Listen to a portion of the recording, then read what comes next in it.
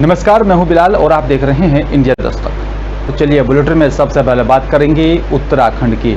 अगर आप हरिद्वार या फिर लक्सर आना चाहते हैं तो सावधान हो जाइए। हरिद्वार में कावड़ मेला चल रहा है, जिसमें देश के कोने कोने से लगातार कावड़ियों की संख्या लगातार बढ़ती जा रही है और अब डाक कावड़ का भी सिलसिला लगातार जारी है। सड़कों पर लंबी कतारें डाक कावड़ियों की देखी जा रही है, जिसके चलते शासन प्रशासन लगातार मुस्तैदी के साथ सुरक्षा व्यवस्था में लगा है। रूट को डाइवर्ट कर दिया जा रहा है और बढ़ती हुई कावड़ियों की संख्या को देखते हुए सुरक्षा व्यवस्था के भी कड़े बंदोबस्त किए जा रहे हैं। आपको बता दें कि यहाँ पर हर नुक्कड़ चौराहे पर लगातार सुरक्षा व्यवस्था को लेकर वहाँ पर तैनात की गई है और साथ ही आपको बता दें कि कावड़ियों को किसी भी प्रकार की कोई परेशानी ना हो, इसको लेकर भी लगातार मुस्तैदी प्रशासन दिखा रहा है।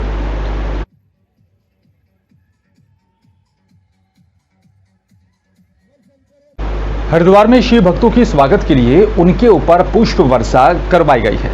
इस दौरान नारसन से लेकर हरिद्वार की हर की पैड़ी तक हेलीकॉप्टर के जरिए शिव भक्तों के ऊपर फूल डाले गए।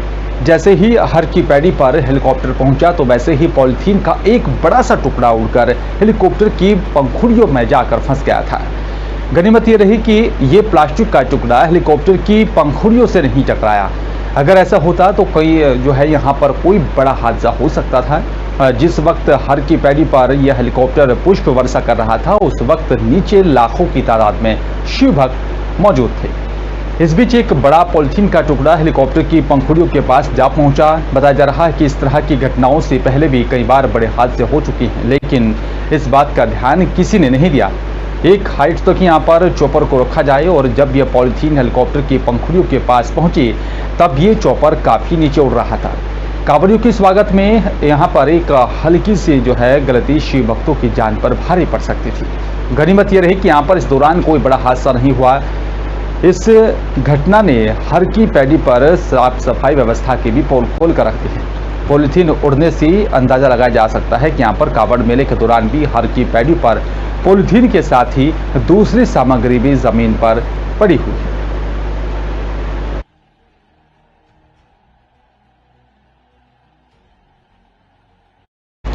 हरिद्वार में चल रही कावड़ मेला पूरी चरम सीमा पर है। चारों तरफ कावड़िए ही कावड़िए दिखाई दे रहे हैं। चप्पे चप्पे पर पुलिस प्रशासन को भी यहां पर तैनात किया गया है। जैसे जैसे कावड़ियों की संख्या में बढ़ोतरी हो रही है, ठीक वैसे वैसे पुलिस फोर्स भी बढ़ाई जा रही है।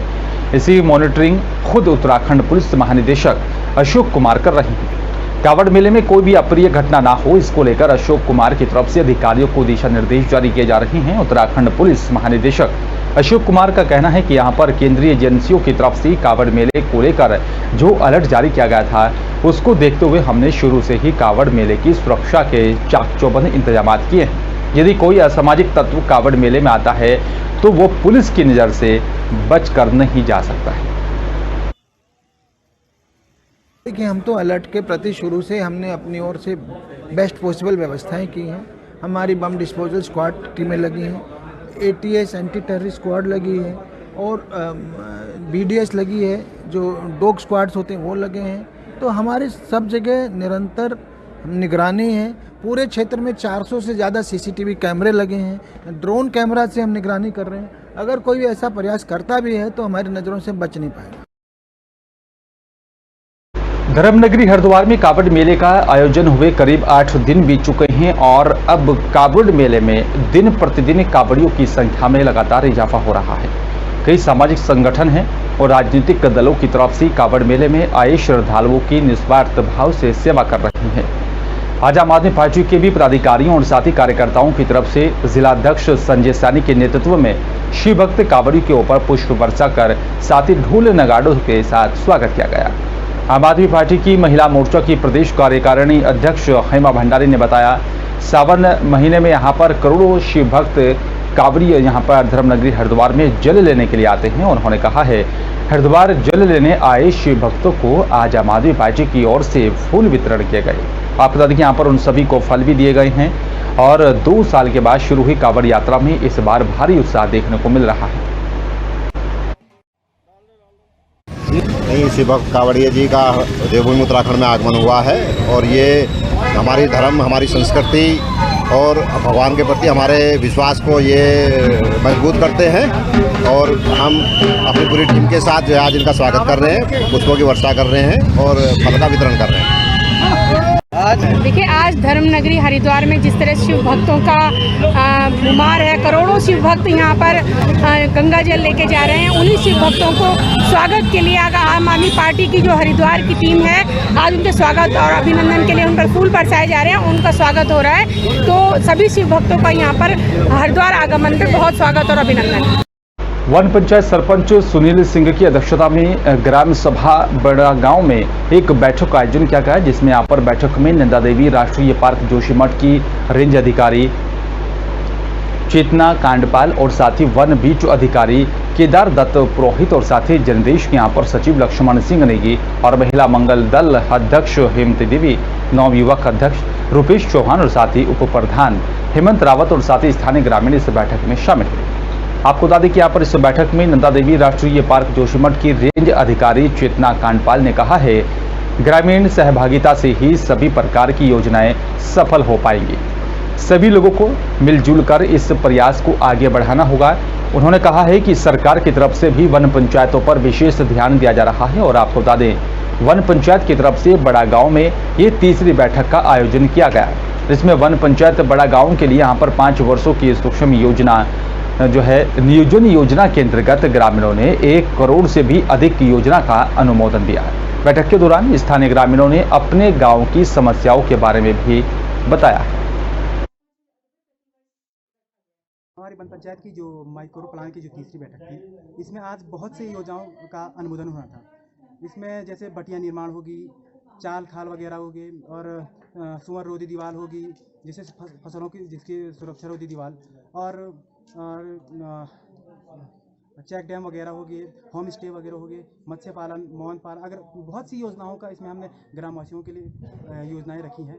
इसमें हमारे वन विभाग के वन क्षेत्र अधिकारी जी और वीट अधिकारी जी और साथ में हमारे उप प्रधान जी और सब समस्त जितने भी समस्त लोग वो यहाँ पे पधारे हैं। उत्तराखंड सरकार वन विभाग ने और जो वन निदेशालय है, इसने एक सोचा है कि वन पंचायत को कैसे सशक्त किया जाए। और वन पंचायत क्षेत्र में एक रिसर्च आया था कि वन पंचायत क्षेत्र में धीरे धीरे जंगल खत्म हो रहे, तो सरकार का मकसद यह है कि वन पंचायत क्षेत्र में वनों का विकास हो और वहाँ पर रहने वाले लोगों की आजीविका बढ़े।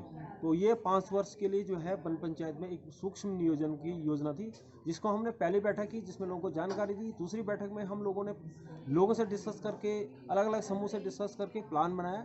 और तीसरी बैठक ये है कि जो दूसरी बैठक में जो प्लान बना है, इसका आज अनुमोदन होना है।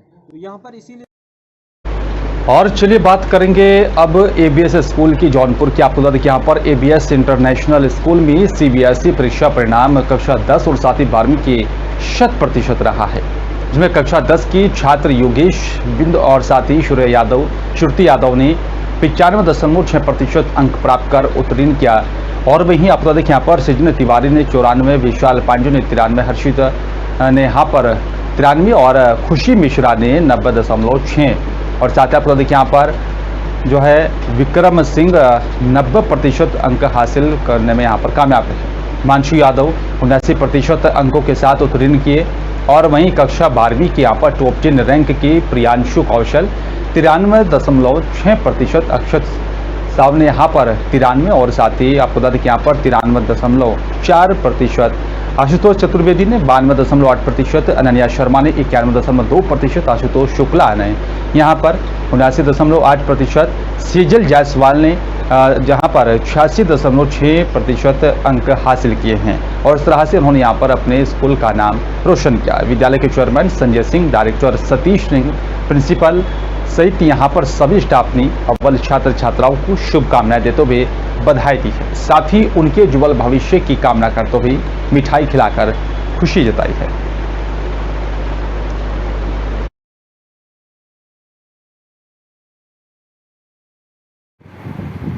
सर अपना परिचय बताएं।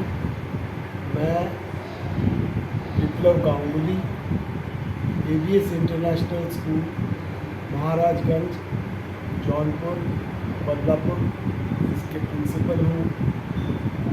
और ये स्कूल महाराजगंज और बदलापुर के बीच करीब 7 किलोमीटर दूर में बसा हुआ है। सर ये बताइए, आपके जो विद्यालय के हाई स्कूल इंटर में जो बच्चे उत्तीर्ण किए हैं, इसके बारे में आप क्या कहेंगे? इस साल हमारे जो कोरोना के बाद जो रिज़ल्ट आए हैं हमारी उम्मीद से बहुत ज़्यादा अच्छे हैं। इनमें हमारे स्कूल के क्लास 10 के भी बच्चे हैं और क्लास 12 के भी बच्चे हैं। उन्होंने बहुत अच्छा अपना स्कोर किया हुआ है। और हाई स्कूल के जो बच्चे हैं उनका क्या नाम है? हाई स्कूल के बच्चे जो हमारे यहाँ पे हैं उनके नाम हैं, जो फर्स्ट आए हैं, एक जिसका सबसे ज़्यादा नंबर है उनका नाम है योगेश बिन, 95.6% मिला है उसको।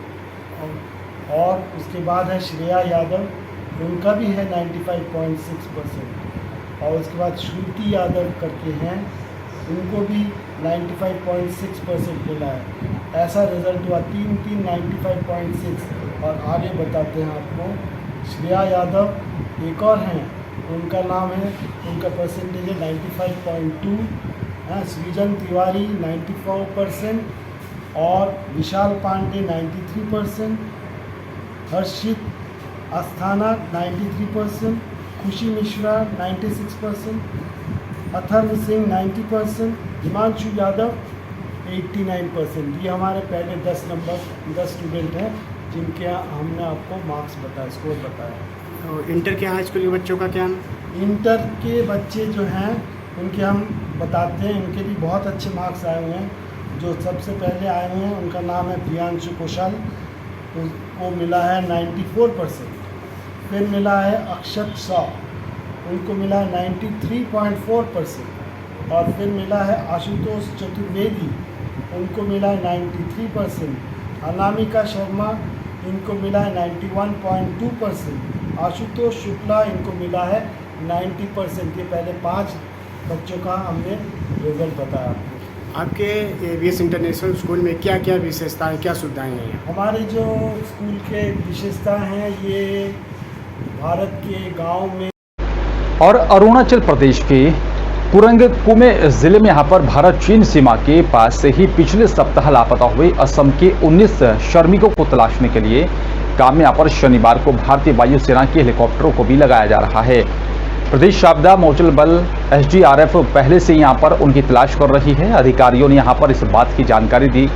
इस बीच लोकसभा में कांग्रेस की उपनेता गौरव गोगोई ने यहाँ पर रक्षा मंत्री राजनाथ सिंह से इन लापता श्रमिकों को तलाशने के लिए सेना को लगाने का अनुरोध किया था।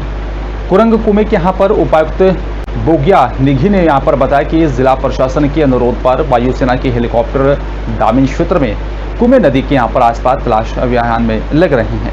और इसके अलावा राष्ट्रीय आपदा मोचन बल NDRF की यहाँ पर जल्द ही जो है लापता श्रमिकों को तलाशने के अभियान में शामिल हो रही है।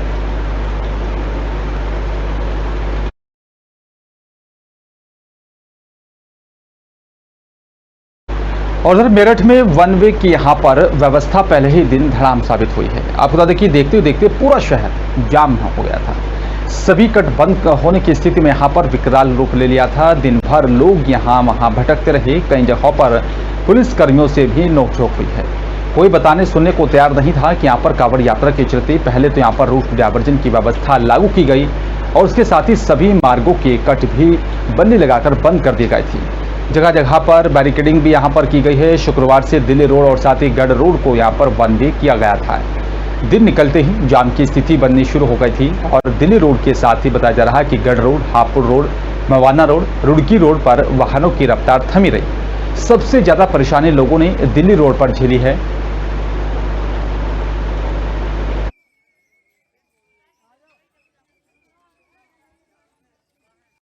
और चलिए बात करेंगे हिमाचल प्रदेश की। आपको बता दें कि यहाँ पर हिमाचल प्रदेश विश्वविद्यालय शिमला के 53वें स्थापना दिवस के अवसर पर एक कार्यक्रम का आयोजन किया गया। बताया जा रहा है कि विश्वविद्यालय परिसर में गरिमापूर्ण समारोह आयोजित किया गया है। इस अवसर पर मुख्य अतिथि के तौर पर राज्यपाल राजेंद्र विश्वनाथ आर्लेकर के साथ शहरी विकास मंत्री सुरेश भारद्वाज और साथ ही शिक्षा मंत्री गोविंद सिंह ठाकुर भी उपस्थित रहे। राज्यपाल ने प्रदेश विश्वविद्यालय की अध्यापकों और साथ ही विद्यार्थियों को स्थापना दिवस की शुभकामनाएं देते हुए कहा है, शिक्षा का मुख्य उद्देश्य व्यक्ति को यहाँ पर जो है संस्कारवान बनाना है और उन्होंने कहा कि यहाँ पर पाठ्य पुस्तकों के अलावा अच्छी किताबें पढ़ने से ही हमारा सर्वांगीण विकास संभव है। उन्होंने कहा है कि बदलते दौर में हमें अपनी सोच भी परिवर्तन हमें लाना होगा। आवश्यकता है कि लगातार हम लोग अच्छे काम की तरफ बढ़ते चलें।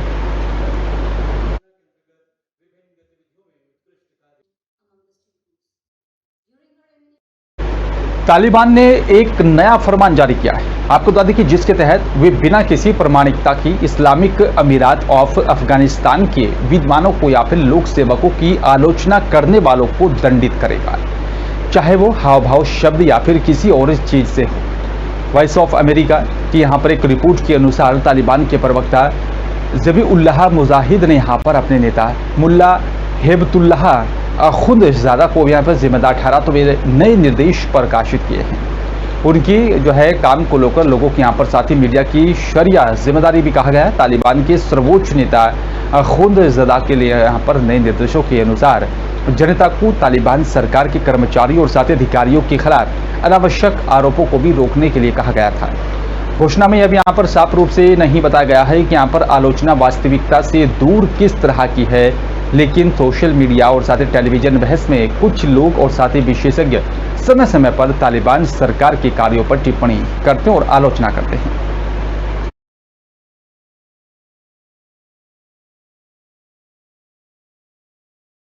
और फिलहाल इस बुलेटिन में मेरे साथ सिर्फ इतना ही। नमस्कार।